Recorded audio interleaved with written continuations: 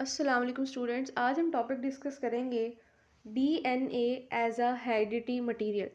यानी कि इस टॉपिक के अंदर हम देखेंगे कि साइंटिस्ट ने क्या क्या एक्सपेरिमेंट किया तो उससे ये बात कैसे प्रूव हुई कि डीएनए ही वो चीज़ है, वो मटेरियल है जो कि एक जनरेशन से दूसरी जनरेशन में ट्रांसफ़र होता है। तो 3 साइंटिस्ट के एक्सपेरिमेंट को हम यहाँ पर डिस्कस करेंगे, जिसमें सबसे पहले हम डिस्कस करेंगे फ्रेडरिक गिब्स का एक्सपेरिमेंट। फ्रेडरिक ने जो एक्सपेरिमेंट किया था वो बैक्टीरिया और माउस पे किया था, और उसने जो बैक्टीरिया यूज़ किया वो था स्ट्रेप्टोकोकस निम्योनाई। अब ये जो बैक्टीरिया थे ना, ये डिफरेंट तरह के थे, आर टाइप और एस टाइप। आर टाइप को आर टाइप इसलिए नाम दिया गया क्योंकि ये रफ रफ टाइप थे और इनकी कॉलोनी जो थी वो रफ रफ अपेयरेंस दे रही थी। और ये बैक्टीरिया जो थे ये ए वायरुलेंट थे, यानी कि डिजीज़ कॉजिंग नहीं थे, और इनके अंदर पॉलीसेकेराइड कोड जो थी वो भी एब्सेंट थी। S type bacteria smooth type थे क्योंकि इनकी कॉलोनीज जो थी वो स्मूथ अपेयरेंस दे रही थी, और ये वायरुलेंट थे क्योंकि ये डिजीज़ कॉज कर रहे थे, और इनके अंदर पॉलीसेकेराइड कोड जो है वो प्रेजेंट थी। अब इसने इस बैक्टीरिया को, इन दो डिफरेंट बैक्टीरिया को और माउस को लेकर क्या एक्सपेरिमेंट किया। इसने सबसे पहले एस टाइप बैक्टीरिया जो कि डिजीज़ कॉजिंग है माउस में डाले, ठीक है, माउस की बॉडी में। तो माउस की जो है वो डेथ हो गई, ठीक है। फिर इसने आर टाइप जो कि डिजीज़ कॉजिंग नहीं थे वो माउस की बॉडी में डाले, तो माउस जो था वो ज़िंदा रह गया, बच गया ज़िंदा। तो यहाँ से इसने ये बात लाई, रिजल्ट इसने ये लाया कि जो पॉलीसेकेराइड कोट है ना, इसकी वजह से जो है वो एस टाइप के अंदर ये प्रेजेंट है, तो माउस की जो है वो डेथ हो गई है। इसके अंदर नहीं प्रेजेंट, तो वो जो है वो ज़िंदा रह गई है। तो पॉलीसेकेराइड कोट जो है ये जो है डिजीज़ कॉज कर रही है। ओके, फिर अब इसने आगे एक्सपेरिमेंट किया। इसने एस टाइप किल्ड, यानी जो डिजीज़ कॉजिंग बैक्टीरिया थे ना, उनको उसने किल करके जो है माउस की बॉडी में डाला, तो जो माउस था वो ज़िंदा रह गया, ठीक है। फिर इसने क्या किया, अब एस टाइप किल्ड और आर टाइप जो कि अलाइव हैं, जो कि डिजीज़ कॉज नहीं कर रहे, ये चीज़ अब इसने डाली तो माउस की डेथ हो गई। अब देखें, पीछे उसने एस टाइप किल्ड डाले थे तो माउस जो था वो ज़िंदा था, तो यहाँ पर कैसे डेथ हो गई। तो जब इस माउस की ब्लड इसका लिया गया, ब्लड सैंपल उसको देखा गया, तो इसने उसके माउस के ब्लड में एस टाइप बैक्टीरिया जो थे ना वो प्रेजेंट थे, ठीक है। तो यहाँ से इसने ये कॉन्सेप्ट निकाला ट्रांसफॉर्मेशन का, कि एक ऑर्गेनिज्म से दूसरे ऑर्गेनिज्म में आर टाइप के अंदर जो है वो एस टाइप की पॉलीसेकेराइड कोट आ गई, और उसकी वजह से उस ऑर्गेनिज्म के अंदर डिजीज़ आई, और वो ऑर्गेनिज्म जो है वो माउस जो है उसकी डेथ हो गई। तो ट्रांसफॉर्मेशन का कॉन्सेप्ट यहाँ से आया, transfer of genetic material from one cell to other. अब यहाँ पर इसको ये नहीं पता कि कौन सी चीज़ जो है वो ट्रांसफ़र हो रही है, इसने बस जो है वो ट्रांसफॉर्मेशन का कॉन्सेप्ट दिया कि जेनेटिक मटेरियल जो है वो वन सेल से दूसरे सेल में हो रहा है। यहाँ पर उसको डीएनए का नहीं था पता अभी कि डीएनए जो है वो हेरिडिटी मटेरियल है। इसने जो है पॉलीसेकेराइड का कॉन्सेप्ट दिया कि पॉलीसेकेराइड जो है यही डिजीज़ कॉजिंग कर रही है, ठीक है, और यही जो है वो ट्रांसफ़र हो रही है। इसको डीएनए का जो है कंफर्म नहीं था। अब हम जो है वो नेक्स्ट एक्सपेरिमेंट देखते हैं। ओके, मकार्टी और उसके कुलीग्स ने जो ग्रिफिथ ने एक्सपेरिमेंट किया था ना, उसके पॉलीसेकेराइड, उसने कहा था कि पॉलीसेकेराइड कोट है जेनेटिक मटेरियल, वो ट्रांसफ़र हो रहा है, इस किल्ड से इसके अंदर ट्रांसफ़र हो रहा है, उसकी वजह से डिजीज़ कॉज हो रही है।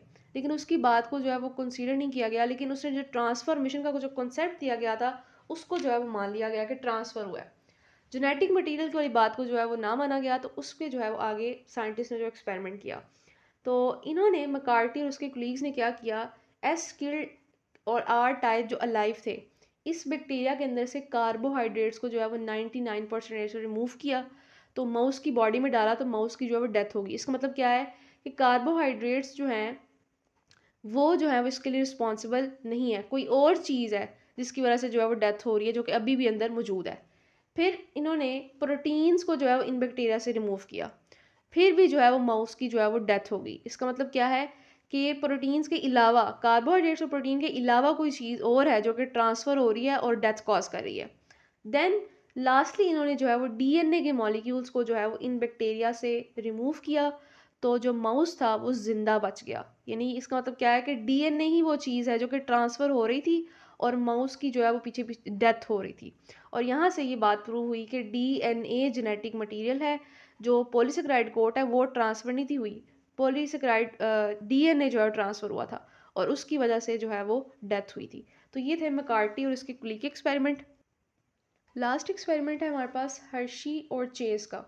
मैकार्टी और उसके कुलीग्स ने जो एक्सपेरिमेंट किया था, उसके बाद तो उन्होंने ठीक की थी कि डीएनए जो है वो जेनेटिक मटेरियल है, लेकिन उसको इतना जो है वो सपोर्ट नहीं था किया गया। तो इसलिए हर्शी और चेज ने जो है वो एक्सपेरिमेंट किया और इन्होंने जो है वो T2 बैक्टीरियोफेज है, वायरस है ये, यानी कि ये बैक्टीरिया पे अटैक करता है, इस पे जो है एक्सपेरिमेंट किया।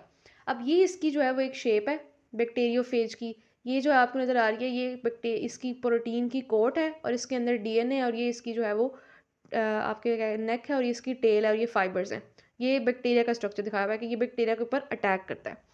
ओके, अब इन्होंने ये प्रूव करना था कि DNA ही जो है वो अगली जनरेशन में जाता है कि नहीं जाता, तो इसके लिए इन्होंने रेडियो एक्टिव आइसोटॉप्स यूज़ किए। प्रोटीन जो होती है उसके अंदर सल्फर जो है वो मौजूद होती है, ठीक है, इसी तरह DNA के मॉलिक्यूल के अंदर फॉस्फेट जो है मौजूद होता है। इन्होंने बैक्टीरियोफेज को S35 यानी जो रेडियो एक्टिव आइसोटॉप है सल्फर का, उसके मीडियम के अंदर प्लेस किया, ठीक है। अब इसकी वजह से आगे जितने भी बैक्टीरियोफेज आए थे ना, उन सब के अंदर जो है वो S35 वाली प्रोटीन कोट जो है वो बनी।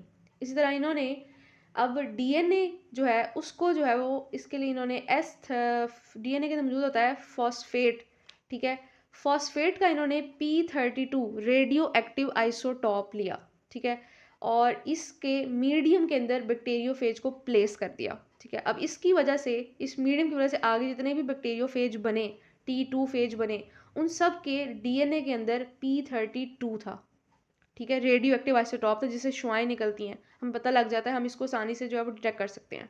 ओके, अब इन्होंने हर्शी और चेज ने ये जो रेडियो एक्टिव आइसोटॉप्स वाले बैक्टीरियोफेज है ना, इनको जो है वो बैक्टीरिया पे अटैक करवाया। ये आप देख सकते हैं, ये जो T2 फेज है, इसकी जो प्रोटीन कोट है ये इसके अंदर S35 है और ये बैक्टीरिया इसके अंदर इसको अटैक करवाया, ठीक है। और ये जो है वो आप देख सकते हैं अटैक करवाने के बाद DNA जो है वो इसके अंदर इनकॉर्पोरेट हो गया और प्रोटीन कोट बाहर रह गई है। इसी तरह P32 वाला जो था T2 फेज, जिसके DNA के अंदर P32 था, उसको बैक्टीरिया पे अटैक करवाया, फिर उसका जो है वो रिजल्ट देखा गया। अब रिजल्ट इन्होंने कैसे देखा, इन्होंने बैक्टीरिया जो था ना, उसकी आउटर लेयर से, जो आउटर लेयर है उसके ऊपर से जो वायरस जिसने अटैक किया हुआ था ना, उसको जो है वो शेक किया ताकि वायरस इसकी सरफेस से उतर जाए। अब जो जेनेटिक मटेरियल होता है ना DNA, वो जो है वो अंदर इसके शिफ्ट होता है, ठीक है।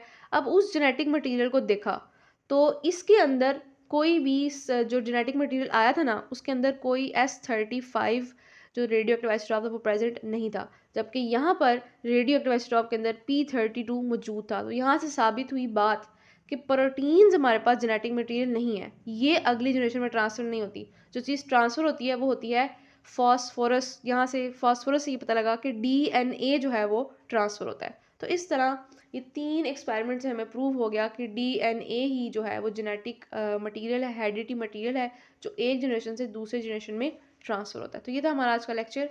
अल्लाह हाफिज़।